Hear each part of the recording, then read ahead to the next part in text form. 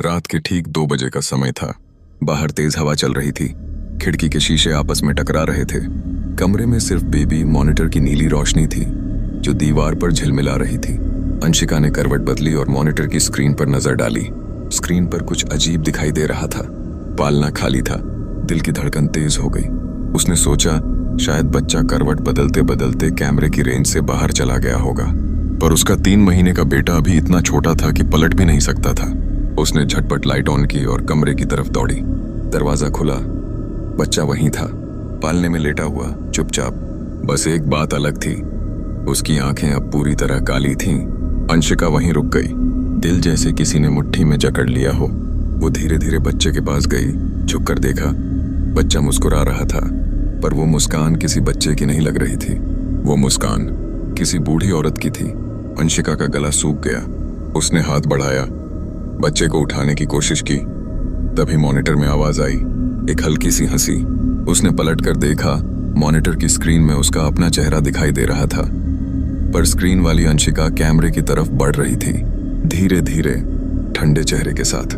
असली अंशिका ने डर के मारे स्क्रीन पर हाथ मारा, पर वीडियो चलता रहा। अब स्क्रीन वाली अंशिका मुस्कुरा रही थी और उसके पीछे वही बच्चा खड़ा था, काली आंखों वाला। लाइट झपकी, कमरा अंधेरे में डूब गया। बस हवा चलने की आवाज थी और बच्चे की हंसी। सुबह होने तक अंशिका को नींद नहीं आई। पति आरव रात की पूरी बात सुनकर हंसने लगा। शायद कैमरे में गड़बड़ी होगी। बच्चा तो ठीक है ना?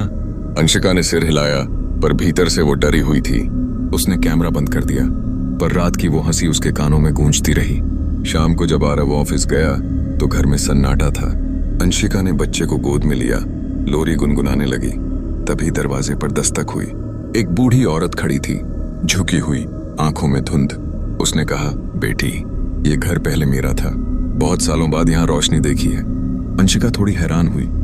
आप कौन? औरत ने कहा, मुझे सब मांझी कहते थे। तुम्हारे बच्चे की आंखें बहुत सुंदर हैं, बिल्कुल मेरे बेटे जैसी। वो मुस्कुराई, पर उस मुस्कान में कुछ अजीब था, जैसे किसी के अंदर कुछ सड़ चुका हो। अंशिका ने दरवाजा बंद करने की कोशिश की, पर मांझी ने हाथ बढ़ाकर रोक लिया। बस एक बात पूछनी थी बेटी, रात को तुम्हें हंसी सुनाई दी थी क्या? अंशिका सन्न रह गई। बोलना चाहा, पर गला सूख गया। मांझी ने धीरे से कहा, अगर वो हंसना शुरू कर दे तो रोने का वक्त आने ही वाला है। इतना कहकर वो मुड़ी और गली के मोड़ पर गायब हो गई। अंशिका ने खिड़की से बाहर देखा।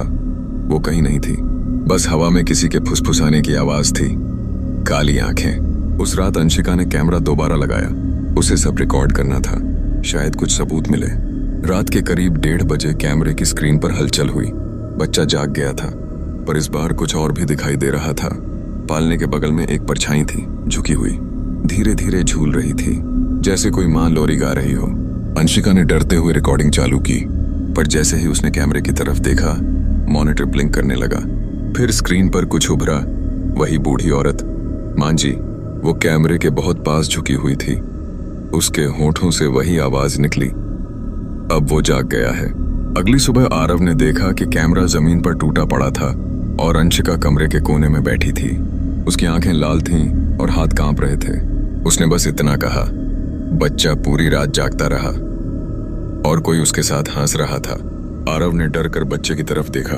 वो मुस्कुरा रहा था और उसकी आंखें फिर से काली थीं। आरव ने सोचा कि उसे मनोवैज्ञानिक के पास ले जाना चाहिए, पर उसी दिन कुछ ऐसा हुआ कि अब सब कुछ देर हो चुकी थी। रात को बिजली चली गई। पूरा घर अंधेरे में डूब गया। अंशिका बच्चे को गोद में लेकर बैठी थी। अचानक कमरे में किसी के कदमों की आहट आई। धीरे धीरे लकड़ी की सीढ़ियों पर से उतरते हुए आरव ने टॉर्च जलाई, पर रोशनी बस दीवारों तक ही रही। आवाज फिर से आई, ठक ठक ठक। फिर किसी ने आरव के कंधे पर हाथ रखा। उसने पलटकर देखा, कोई नहीं था। अगले ही पल बच्चे की तेज चीख गूंजी। अंशिका भागी, पर जो उसने देखा वो किसी बुरे सपने से कम नहीं था। बच्चा पालने में नहीं था। फर्श पर एक गीला निशान था, जैसे कोई वहां से घसीटा गया हो। कमरे के कोने में बूढ़ी औरत खड़ी थी। उसके हाथ में वही बच्चा था, पर अब बच्चा हिल नहीं रहा था। आरव चीखा और उसकी तरफ दौड़ा, पर औरत की आंखें खुली, पूरी तरह काली। आरव हवा में उछल गया, जैसे किसी ने पकड़कर फेंक दिया हो। उसका सिर दीवार से टकराया, खून फर्श पर बहने लगा। अंशिका की चीख पूरे घर में गूंज उठी। माँ जी ने मुस्कुराते हुए कहा, अब वो पूरी तरह मेरा है। 3 दिन बाद पुलिस को घर में सिर्फ अंशिका बेहोश मिली। आरव मर चुका था, बच्चा गायब था। पूरे घर में बस एक ही निशान था, दीवार पर कोयले से लिखा हुआ एक वाक्य, वो जाग चुका है। अंशिका अस्पताल में होश में आई। डॉक्टर ने पूछा, क्या हुआ उस रात? उसने कुछ नहीं कहा, बस खाली आंखों से छत की तरफ देखती रही।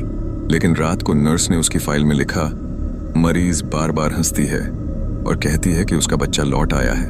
जब डॉक्टर अंदर गए तो अंशिका की गोद में सच में एक बच्चा था, पर उस बच्चे की आंखें पूरी तरह काली थीं। कमरे की लाइट झपकी और नर्स की चीख सुनाई दी। अगले दिन वो नर्स भी गायब थी। कहते हैं अब उस घर से रात को किसी बच्चे की हंसी सुनाई देती है, और अगर किसी ने वो हंसी सुन ली तो जल्द ही उसकी आंखें भी काली हो जाती हैं।